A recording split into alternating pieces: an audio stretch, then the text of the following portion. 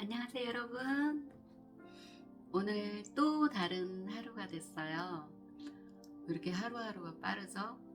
너무 빠르죠? 진짜 우리 영어 속담에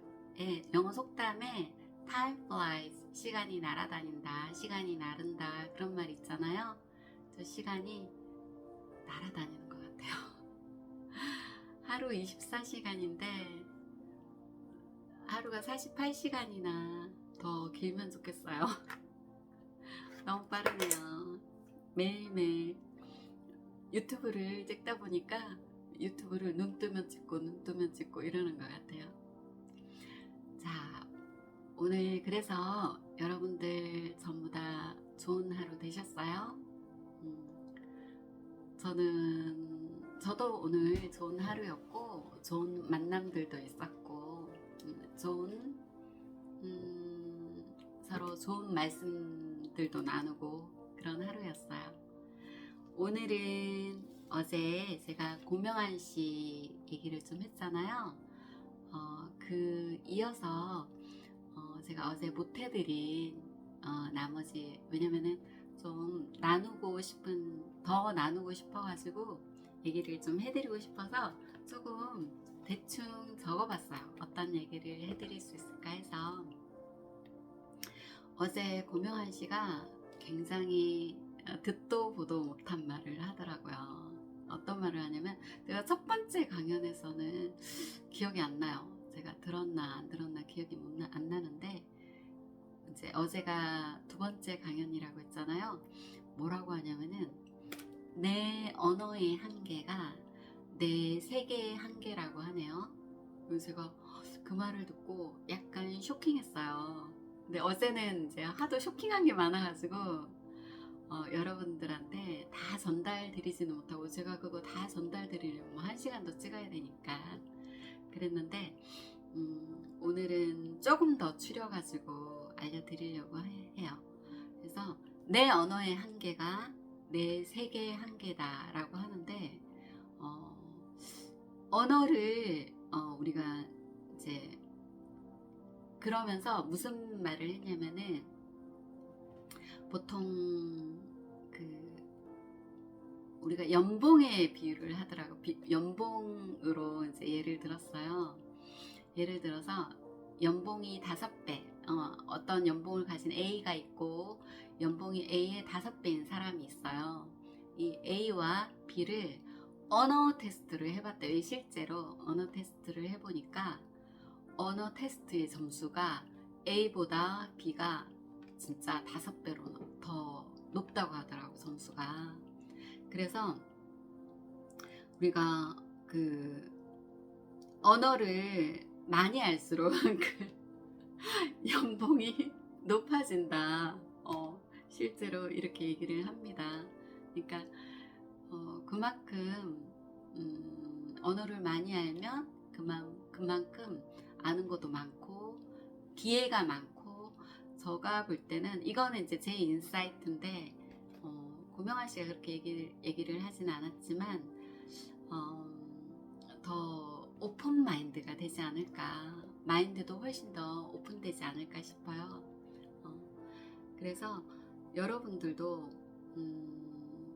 그래서 우리가 책을 많이 읽어야, 이제 꼭 돈, 연봉 이런 거를 차치하고, 그래서 우리가 언어의 한계가 내 세계의 한계이기 때문에 내 세계를 넓히기 위해서 책을 많이 읽어야 되는 것 같아요.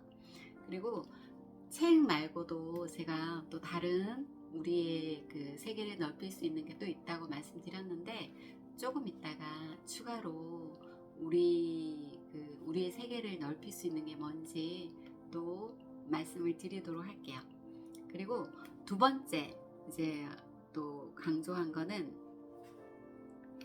우리가 보통 우리는 이렇게 살아야 돼, 나는 이런 사람이야, 우리는 이런 행동을 해야 돼, 나는 이렇고 이런 사람이야 하는 거는 고정관념이고 편견이라는 거예요. 왜냐면 그동안 내가 쌓아온 나의 이미지 편견이죠. 편견인데 이거를 한 번씩 깨져야 된대요.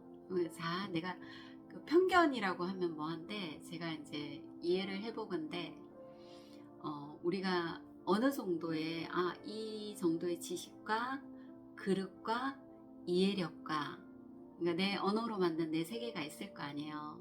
근데 이거를 깨지 않으면 이게 나라고 생각하는 거죠. 마치 알처럼 그 어제 데미안을 또 얘기하더라고요. 데미안 그 소설 데미안 있잖아요. 헤르만 헤세. 그 데미안 너무 어려워서 저는 학창 시절에 포기했어요. 한번 보긴 했는데 무슨 말인지 모르겠더라고요. 다음에 한번 도전하려고요. 그 알에서 이 아래에 우리가 편견 나라고 생각하는 이 알에서 깨어나야 된다고 하더라고요. 지금 이제 헤르만 헤세 데미안을 보면 좀 이해할 수 있지 않을까 생각이 됩니다. 그때보다는 이해도가 더 높지 않을까 생각은 들어요.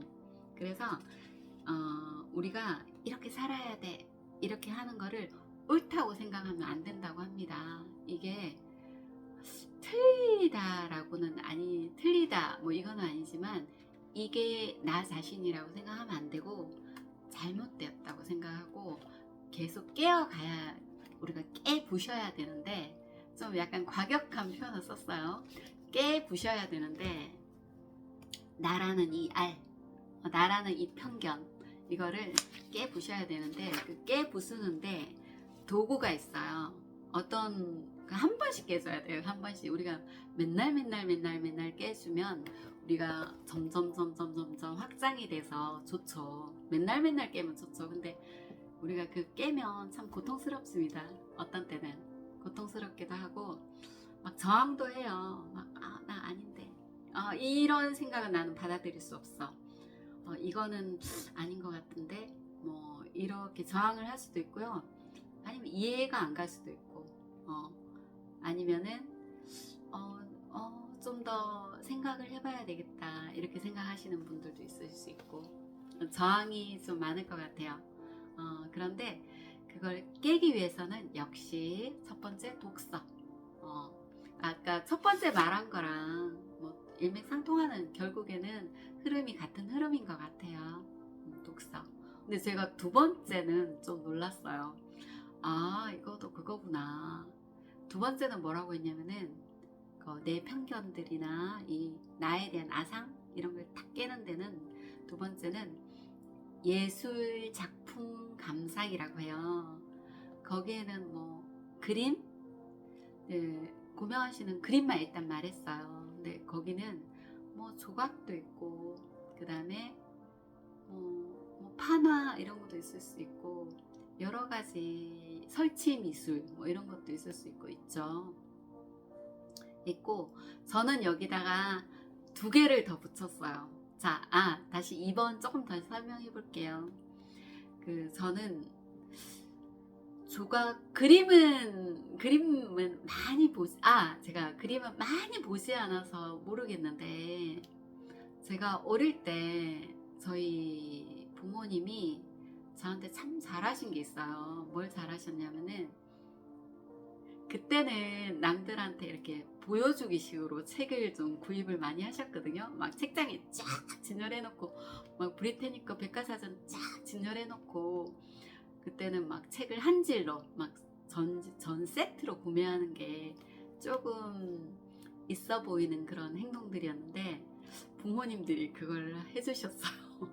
근데 제가 남동생이 둘이고 제가 첫째인데 책을 저만 읽었던 것 같아요. 저만.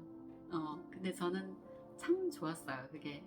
그래서 영어로 된 브리테니커 백과사전을 보면서 막 그림을 구경했죠. 그림이 있더라고요. 그림을 구경하기도 하고 그랬었는데 거기서 어려워서 제가 초등학교 때 봐서 모르는데 수묵담채화가 있었어요. 그게 중국의 화가에 대한 어떤 그 사전이나 그런 설명집, 뭐 전집 이런 거였는데 저는 그 당시에 막 컬러풀한 그런 서양에 관한 서양화는 없었고 그 주로 수묵 담채화가 있었어요. 근데 제가 지금도 생각나는데 그 중국의 강희안이라고 하는 화가가 있었는데 그분이 그린 수묵 담채화인데 굉장히 담백했어요. 제가 그걸 보면서 어린 마음에도 너무 좋다 이런 생각을 가졌었거든요. 지금도 그 그림이 어떤 그림이냐면은 진짜 그림이 단순해요. 네, 정말 우리가 얘기하는 여백의 미를 살린 그림 있잖아요. 그냥 하얀 바탕에 그 붓으로 이렇게 그렸는데 아이가 제가 한번 그 그림은 찾아봐야 될 것 같아요. 그 물 속에 있는 자기 자신을 이렇게 바라보고 있는, 물을 바라보고 있는 아이가 나온 그림인데 그렇다고 뭐 아이를 막 자세하게 그리지도 않고 그랬는데 저는 그게 굉장히 서정적이고 되게 사색적이고 아름다웠어요. 그래서 지금도 아직 제 마음에 있거든요. 그게 굉장히 임팩트가 있었던 것 같아요. 그래서 어제 그 고명환 씨가 그 그림 우리 이제 편견을 한 번씩 깨는데 사용된 두 번째 도구에 그 예술 작품 감상이라고 했는데 저는 전적으로 동의해요. 그리고 두 번째는 저는 조각상 중에 굉장히 임팩트 있었던 게 제가 직접 보지는 못했어요. 왜냐면 그게 다른 이제 유럽의 어떤 나라에 있는지 모르겠는데요. 유럽에 있어, 이탈리아에 있나 어디에 있어요.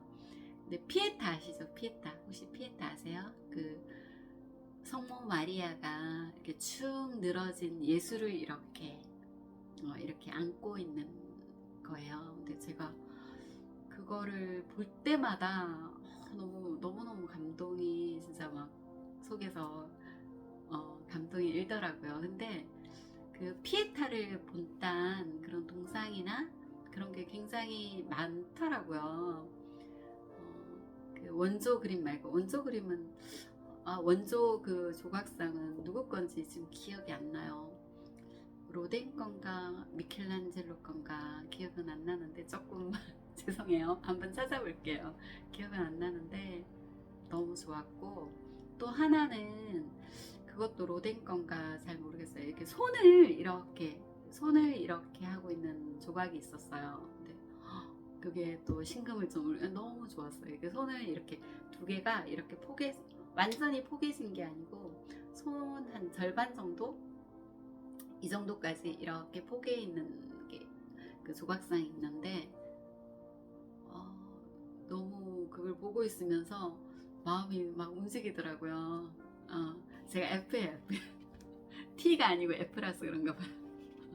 굉장히 좋았던 기억이 지금도 생각이 나요. 피에타도 좋았고 그 손이라는 제목이 아마 손일 거예요. 그 동상도 그 조각상도 한번 찾아봐야 되겠어요. 지금도 너무 생각이 많이 나거든요. 그리고 세 번째는 그리고 그 예술 작품 감상에는 저는 음악도 있을 것 같아요. 음악도 우리가 왜 뭐 클래식을 좋아하시는 분도 있고 뭐 팝을 좋아하시는 분도 있고 메탈을 좋아하시는 분도 있고 여러 가지 뭐 발라드를 좋아하시는 분도 있고 뭐 심지어 트로트를 좋아하시는 분들도 있고 이런 음악도 그 중에 하나일 것 같아요. 하나일 것 같고, 네 번째는 어제 또 제가 말씀드렸지만 좀 저희들보다 제 자신보다 조금 더 깨어난 아니면은 좀 더 도덕적으로나 정신적으로나 좀 훌륭하신 분, 저를 좀 가르쳐 주실 수 있는 그런 은사, 스승, 선생님이 옆에 계셔가지고 직접적으로 막 지도 편달을 해주시면서 제 돌을 깨주시면 그게 엄청난 거죠. 저는 너무나 다행히 그런 경험이 조금 있었거든요. 제가 맨날 그분한테 그 표현을 해요. 제 돌을 깨준다고 해요. 제 돌을 깨줘서 너무 고맙다고. 근데 그때는 몰랐는데 정말 그게 정말 귀한 그게 남의 도를 깨는 게 쉬운 일이 아니에요. 그게 남의 편견과 아상과 그 좁은 생각을 깨는 게 쉬운 게 아니에요. 그 알을 진짜 데미안에 나오는 그 알을 깨고 나온다는 게 그게 보통 힘든 게 아니거든요. 그런 생각, 이제 제 생각들을 좀 이렇게 얹었습니다. 그 다음에 오늘 제가 본 책은 이 책도 제가 눈물이 나려고 해요. 이게 좀 거꾸로 보여서 죄송해요. 사흘만 볼 수 있다면, 혹시 얘가 누굴까요? 한번 알아맞혀 보세요. 알아맞혀 보세요. 제가 상 드릴게요. 선물 드릴게요. 카카오톡으로 커피 싸드릴까요? 싸드릴 수 있으면 아시는 분 아시겠죠? 헬렌 켈러. 저는 어릴 때, 우리가 헬렌 켈러는 어릴 때 보통 우리가 그냥 간단한 스토리로 이렇게 많이들, 저도 줄거리는 알아요. 뭐 헬렌 켈러, 설주반 선생님, 뭐 어릴 때 막 고생하다가 뭐 커서 훌륭한 사람이 되었다, 뭐 그 정도는 알고, 저는 만화, 헬렌 켈러에 대한 만화도 되게 많이 봤거든요. 만화도 보고 이렇게 알고 있었는데, 제가 전집을 이렇게, 이게 자서전이에요. 실은 자서전을 본 거는 처음이에요. 이렇게 두꺼워요. 두껍더라고. 자서전을 했는데, 제가 저번에도 말씀드렸듯이 책을 정말 속독으로 읽는데 줄거리 위주로 읽어요. 줄거리 위주로. 원래는 제 스타일이 막 이렇게 넘겨서, 근데 속독은 해요. 이제 줄거리 위주로 읽어서 보면은 그냥 머릿속에 내가 이 책을 읽었다, 한 권 읽었다, 아니면 그래 이런 내용이 있었지, 이렇게 책을 보는 스타일이었어요. 안 그런 것도 있지만, 안 그런 책도 있지만, 그래서 좀 어떻게 보면 저는 조금 어려운 말로 현학적으로 읽어요. 현학적으로 책을 나 좀 책 좀 읽었거든 하고 이렇게 막 거들먹거리고 나 책 많이 읽었는데, 어릴 때 그랬어요. 그래서 제가 대학교 때도 책을 좀 읽었고 했는데, 그때부터 제가 책을 안 읽기 시작했어요. 왜냐면 제가 굉장히 머릿속으로 내가 술수를 부리고 있구나, 내가 굉장히 이거는 제 자신한테 이게 독이구나 싶었어요. 근데 제가 책을 이렇게 천천히 사유하면서 읽어야 된다는 거를 그때는 정말 몰라서 깨닫지 못했어요. 근데 제가 그렇게 읽은 책이 있음에도 불구하고 그때는 제가 사유하거나 사고하거나 천천히 음미하면서 읽은 적이 없는 것 같아요. 그렇게. 그리고 누가 그렇게 책을 읽어야 된다는 것도 알려주지는 않았고, 좀 스토리 위주로 주로 읽어냈고, 그랬던 것 같아요. 그리고 이해 안 가는 거는 이해 안 가죠. 그렇게 읽으니까 어려운 책 이해 안 가죠. 덮고 그냥 한 권 쫙 그냥 이해가 끝까지 안 가는 채로 읽고 그냥 책 어렵다 이렇게 해버리고 그랬었거든요. 그래서 제가 문해력이 이렇게 막 높아지지는 않는 것 같아요. 말귀도 못 알아듣고 그러더라고 나중에 점점. 그러니까 지금도 보면 주변에 그 어른들, 책 많이 안 읽은 어른들 보면 말귀를 이렇게 빨리빨리 못 알아듣는 어른들 있잖아요. 근데 저도 one of them, 그들 중에 하나였어요. 누가 말하면 말이 이렇게 빙빙빙빙 돌아요. 말귀를 못 알아듣는 거죠. 그렇다고 이제, 그래서 제가 지금 벌써 나이가 50 중반이 넘어가려고 중반이 넘었죠? 근데 책을 다시 읽고 내가 다시 좀 사람이 돼야 되겠다, 사람이 새로 거듭나야 되겠다 싶어갖고 유튜브도 찍고 여러분들한테 책 읽으라고 권하기도 하고 그러는 중에 있습니다. 그래서 제가 이 책을 산 지는 좀 오래됐어요. 제가 얘기 드렸잖아요. 책을 수집을 막 한다고 수집병이 있어요. 언젠간 읽으리라 이러고. 그래서 제가 이거를 산 지는 오래됐는데 한 1년 넘었죠. 작년에 샀나? 그랬는데 책장에 있길래 갑자기 내가 어제 헬렌 켈러 책이 어딨지 하고 뒤져서 오늘 아침에 찾았어요. 그래서 조금 읽었거든요. 근데 읽다가 지금도 가슴이 너무 먹먹한데 막 눈물이 날 것 같아요. 정말 진짜 이 책 보면서 제가 깜짝 놀랐어요. 지금도 막 좀 울 것 같거든요. 지금 좀 이해해 주세요. 너무 좀 울컥해요. 제가 F입니다. MBTI가 이해해 주세요. 이분이 그 헬렌 켈러가 되게 부유한 가정에서 자랐어요. 부모님도 되게 부유하시고 집도 크고 하인들도 있고 부유한 가정에서 자랐는데 어릴 때 6세 때 벌써 막 말을 6세 때가 아니고 6개월 때 막 우리가 차가 영어로 T잖아요. 차를 영어로 막 말하려고 T 그렇게 얘기를 했나봐요. 그렇게 하려고 하고 똑똑했던 것 같아요. 헬렌 켈러가 지금 보면 굉장히 똑똑한 사람이었던 것 같아요. 그리고 이렇게 진짜 건강하게 지내다가 19개월이면 거의 뭐 2살 정도인가요? 좀 춥네요. 여기 창문이 아주 큰 게 있어가지고 추워요. 그래서 그 19개월에 좀 열병에 걸렸어요. 그 심장하고 뇌에 종양이 종양이 생겨가지고 열병이 걸렸는데 그게 낫기는 했나봐요. 나아가지고 이제 사람들이 엄청 기뻐했는데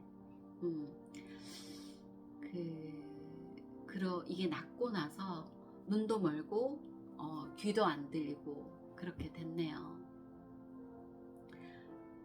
너무 슬프더라고. 근데 왜 또 슬펐냐면은 이 자서전을 헬렌 켈러가 대학교 때 썼어요. 대학교 때 우리 한국 사람들이 우리 그냥 평범한 사람들도 물론 그런 끄적끄적 할 수 있는데 잘 쓰기는 어렵잖아요. 대학교 때 글을 쓴다?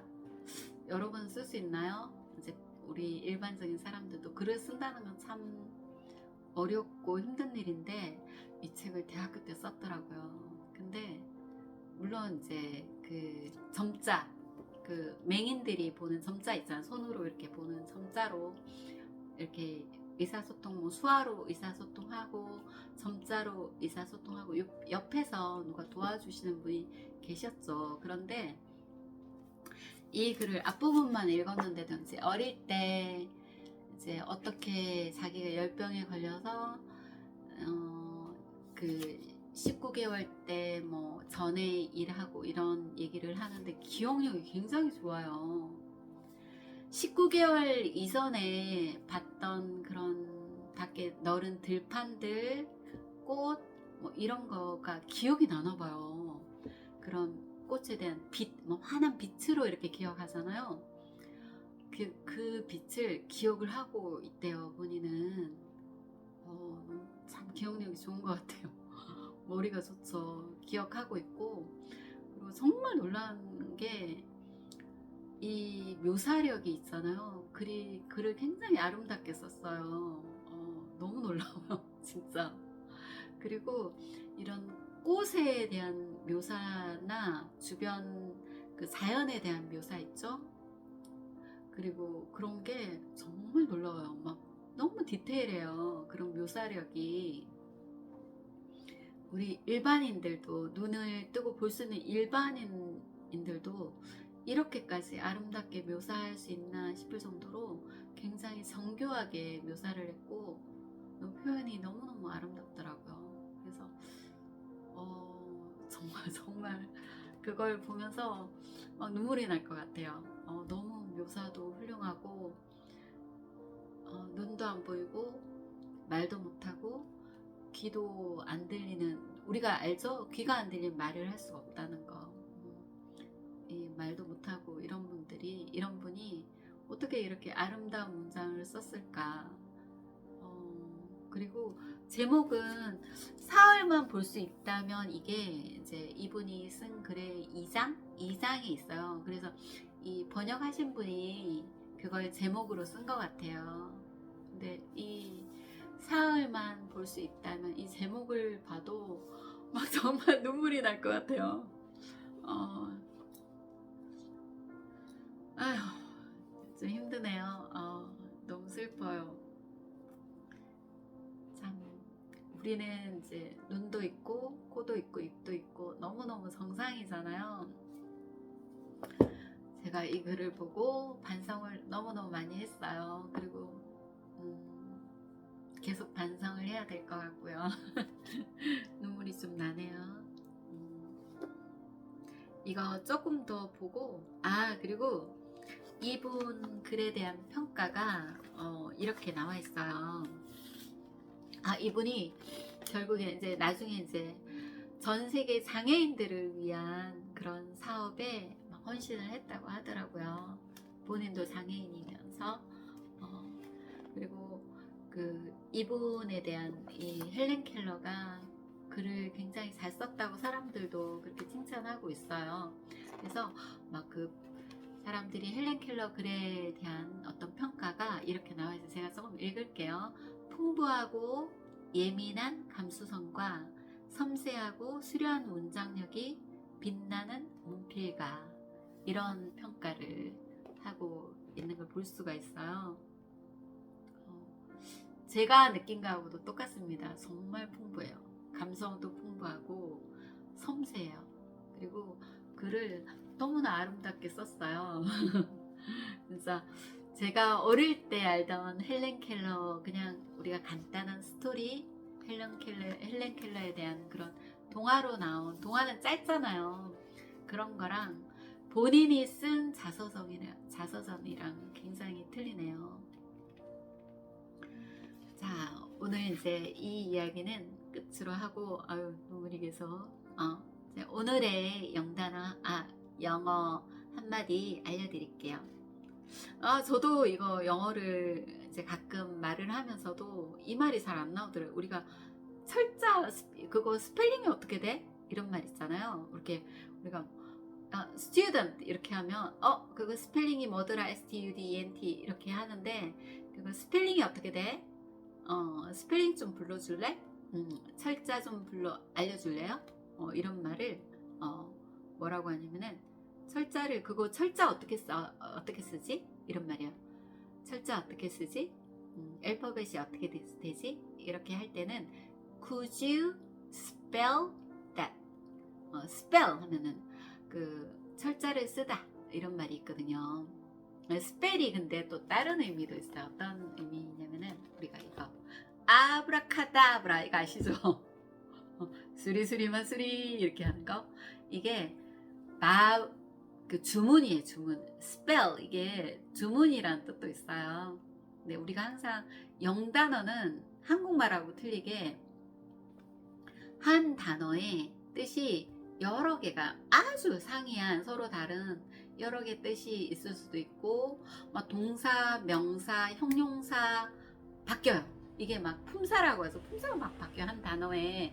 근데 우리나라 말은 그렇지가 않은데 영어가 그래서 어렵죠. 막 이 문장에 들어가면 이 뜻이 되고, 저 문장에 들어가면 저 뜻이 되고, 그리고 이 자리에 가면 명사가 되고, 저 자리에 가면 동사가 되고, 그래서 조금 그게 어려워요, 영어는. 근데 이제 그것도 문장을 자꾸 보는 수밖에 없어요, 영어는. 그래서 자, 이게 동사로 썼을 때 spell, 철자를 철자법을 따르다, 철자를 쓰다, 이런 말이니까 could you spell that? 그거의 스펠링을 한번 써보겠습니까? 써주시겠습니까? 철자를 불러주시겠어요? 이런 말이에요. Could you spell that? 제가 이거 댓글에 남겨놓을게요. 여러분, 오늘 이제 제가 너무 먹먹했듯이 혼자 막 먹먹하고 그랬어요. T이신 분은 공감이 안 가실 수도 있어요. 네, 여러분도 오늘 하루를 참 이거 어려운데요. 잘 알고 있지만 오늘 하루를 내가 내일이 없는 것처럼 한번 살아볼까요? 오늘은 저도 그러고 여러분들도 오늘 하루를 1분, 1시간, 10시간 오늘 하루를 내일이 없는 것처럼 한번 살아보도록 해요. 오늘은 여러분들 약속. 네, 오늘 또 좋은 아침이고 좋은 하루 보내세요. 저는 들어갑니다.